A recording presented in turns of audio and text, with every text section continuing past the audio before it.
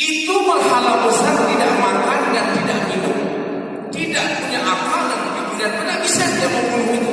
Mana bisa dia melakukan itu? Ibrahim menjawab, "Hai Namrud, kalau memang berhala itu tidak punya akal dan pikiran, tidak makan dan tidak minum, tidak memberi manfaat dan mudarat, kenapa kamu sembah?"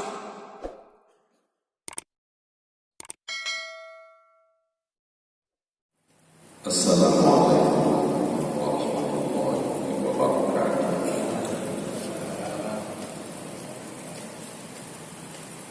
Innal hamdalillah nahmaduhu wa nasta'inuhu wa nastaghfiruh wa na'udzu billahi min shururi anfusina wa min sayyiati a'malina. May yahdihillahu fala mudilla lahu wa may yudlil fala hadiya lahu. Asyhadu an la ilaha illallah wahdahu la syarika lahu wa asyhadu anna sayyidana Muhammadan abduhu wa rasuluh. Allahumma shalli wa sallim ala hadzal nabiyil karim nabiyuna Muhammadin wa ala alihi wa sahbihi ajma'in. Amma ba'd.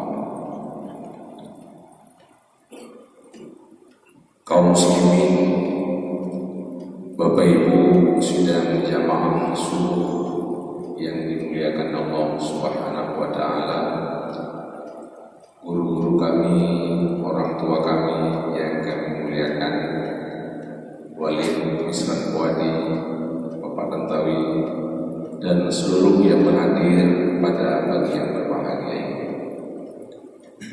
Marilah sama-sama tidak hentinya kita menyampaikan segala puji serta syukur kepada Allah Subhanahu wa taala atas segala rahmat dan nikmat-Nya kepada kita semua.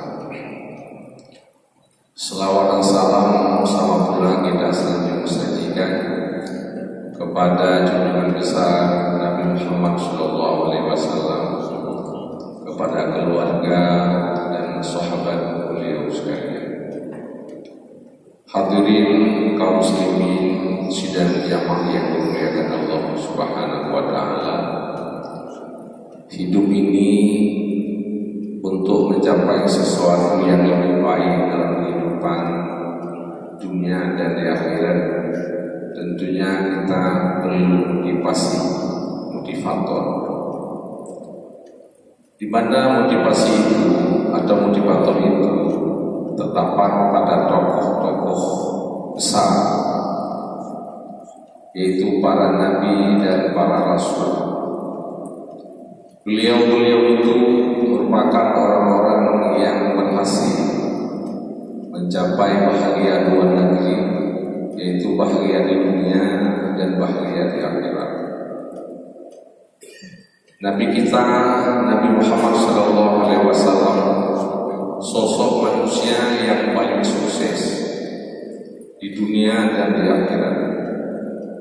Padahal beliau berhadapan dengan tokoh-tokoh yang sudah duluan sukses, yaitu Abu Lahab dan Abu Jahal. Tokoh-tokoh besar, tokoh berpengaruh, banyak uang, banyak teman, dan lain sebagainya. Tetapi dengan kejujuran dan kecerdasan Rasulullah SAW, orang yang menang pada akhirnya.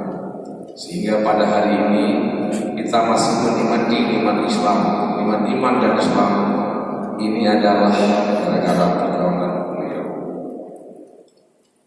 Bagaimana suksesnya seorang Rasul Nabi Musa alaihissalam, padahal beliau seseorang yang tidak diharapkan lahir dan muncul di muka bumi ini oleh penguasa pada waktu itu, yaitu Raja Firaun. Firaun seorang raja yang sangat kaya, yang sangat megah, besar kekuasaannya, banyak tentaranya, banyak hartanya, hebat pengaruhnya, dan ia sangat takut kekuasaannya diganti oleh tokoh yang lain. Sehingga suatu hari Firaun itu bermimpi bahwa tangannya digigit oleh kelingking. Lalu ia bertanya ke sana kemari kepada para nujum. Nujum pun menjawab, itu akan ada seorang manusia, seorang pemuda di kalangan Bani Israil yang akan menggantikan posisimu. Waktu itu Firaun memerintahkan kepada semuanya, yang pertama, untuk memisahkan antara laki dan perempuan, tidak boleh tidur bersama. Kemudian yang kedua, memerintahkan kepada para bidan untuk tidur di rumah orang yang hamil, apalagi menjelang hamil tua. Ketika anaknya lahir laki-laki, langsung dibunuh. Kalau lahirnya anak perempuan diselamatkan. Yudhabihuna abna'akum wa yastahyuna nisa'akum. Mereka menyembelih anak laki-laki dan menyelamatkan anak perempuan. Namun apa yang terjadi muslimin sekalian? Ibu daripada Nabi Musa dan ayahnya, kedua-duanya merupakan karyawan di sananya Firaun. Satu malam sedang mereka membersihkan, mereka bertemu dan langsung bersenggama dan membuahkan hasil. Lama kemudian ibu Nabi Musa hamil. Ayahnya sangat khawatir, lalu mengantarkan beliau ke gunung di dekat dengan sungai Nil. Akhirnya Musa lahir. Ketika itu ibunya menghanyutkan Nabi Musa itu dalam peti yang sangat indah di dalam sungai Nil yang muaranya ke dalam istana Firaun. Sedang Asyah mandi di dalamnya, beliau melihat sebuah peti yang sangat indah, mengambil dan membukanya. Ternyata isinya seorang anak manusia yang sangat ganteng. Asyah dan Firaun kedua-duanya tidak punya anak, langsung ia bunuh dan ia pelihara. Singkat cerita Bapak Ibu sekalian, Nabi Musa itu adalah menjadi putra mahkota, hidup di istana Firaun, dipelihara oleh Firaun, dibiaya hidup oleh Firaun. Bahkan ibu asuhnya adalah ibu kandungnya sendiri. Toh pada akhirnya Musa itulah yang menjadikan Allah sebagai nabi dan rasul dan mampu menaklukkan akan kekuasaannya Firaun. Firaun tenggelam mati di laut yang sangat hina dan kebenaran sangat tidak diketahui. Makanya Bapak Ibu sekalian, setiap masa ada orangnya, setiap orang juga ada masanya. Bagaimana kejujuran dan kecerdasannya Nabi Ibrahim alaihissalatu wassalam. Kita sampai malam ini masih berada di bulan Zulhijjah. Kita masih terinspirasi dengan kisah-kisahnya beliau. Beliau seorang nabi dan rasul sekaligus Abul Anbiya, abunya para nabi, bapaknya para nabi. Beliau punya anak Nabi Ismail lewat Siti Hajar, keturunannya sampai Nabi kita Muhammad sallallahu alaihi wasallam.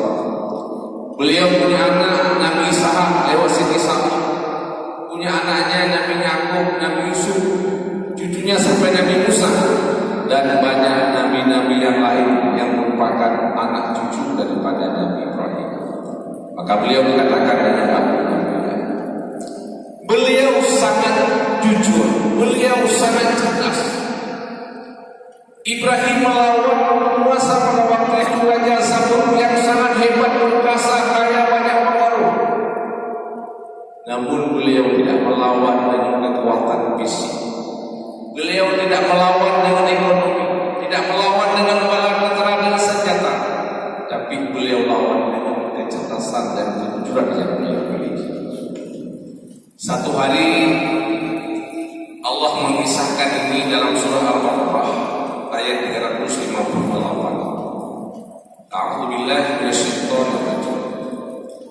Alam tara ilal ladzi hajja Ibrahim fi rabbih an ataahu Allahul mulk. Adakah tidak kamu lihat kepada Raja Zamrud, di mana satu hari Raja Zamrud itu berdebat dengan Nabi Ibrahim tentang ketuhanan. Ketika Allah memberikan kekuasaan kepada Nabi Ibrahim, Iza qala Ibrahim Rabbiyalladzi yuhyi wa yumiit. Ketika itu Ibrahim berkata kepada Raja Zamrud, wahai Zamrud, Tuhanku adalah Tuhan yang bisa menghidupkan dan mematikan.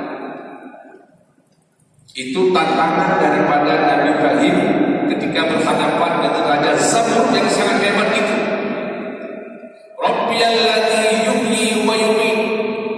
Tuhanku adalah yang bisa menghidupkan dan mematikan.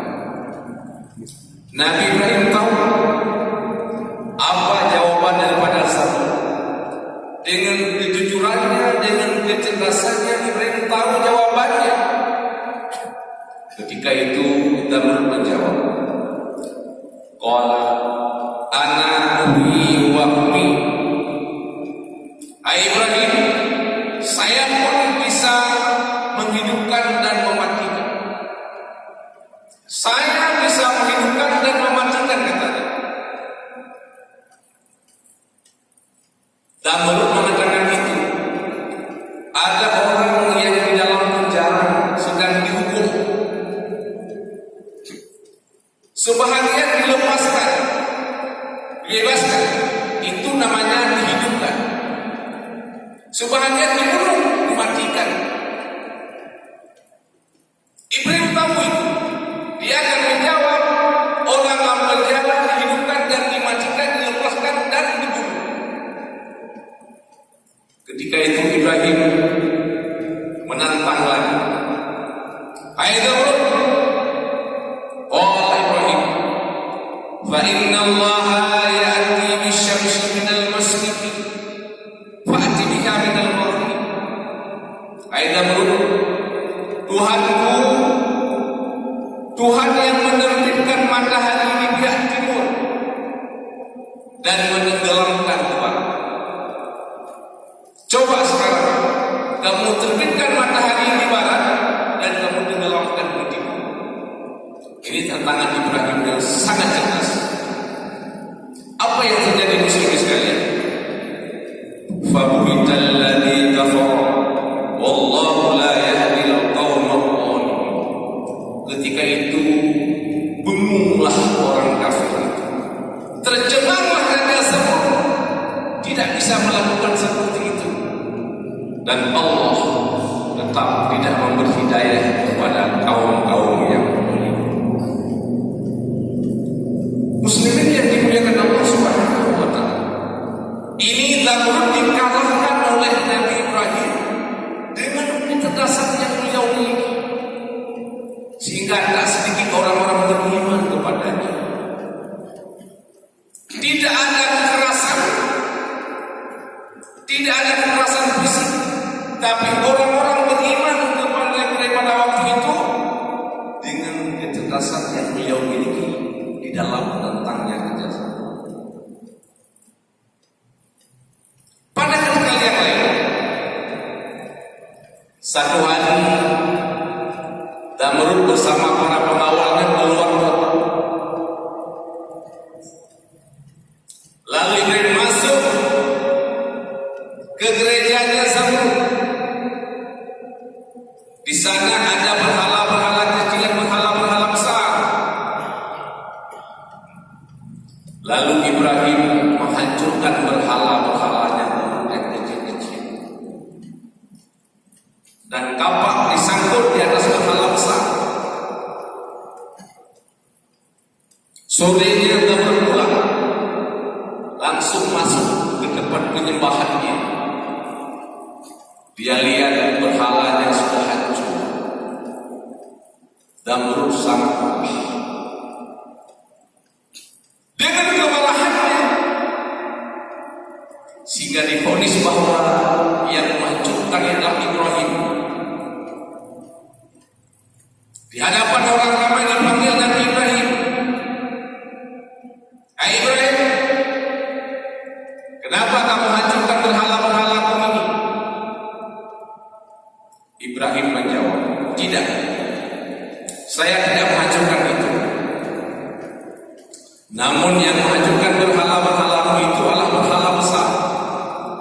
Coba kamu lihat kapak ada di pundaknya berhala besar. Ketika itu Damrul menjawab, hai Ibrahim, apa lu bilang? Itu berhala besar tidak makan dan tidak minum, tidak punya akal dan pikiran. Mana bisa dia membunuh itu? Mana bisa dia menghancurkan itu? Ibrahim menjawab, hai Damrul, kalau memang berhala itu tidak punya akal dan pikiran, tidak makan dan tidak minum, tidak memberi manfaat dan mudarat, kenapa kamu sembah? Damrul tercengang, kalah aja. Udah 5-0. Rupanya Bapak Ibu sekalian, yang namanya penguasa, yang namanya orang kaya, yang namanya petinggi negara, tidak boleh kalah dengan siapapun. Dia memang kalah, tapi tak boleh kalah. Bagaimana dia melampiaskan kekalahan itu kepada Ibrahim? Dia perintahkan masyarakat mengumpulkan kayu bakar sebesar masjid ini. Ibrahim dihukum dengan dibakar dalam api itu. Ketika api membara, muslim sekali, diperintahkan Ibrahim untuk dilemparkan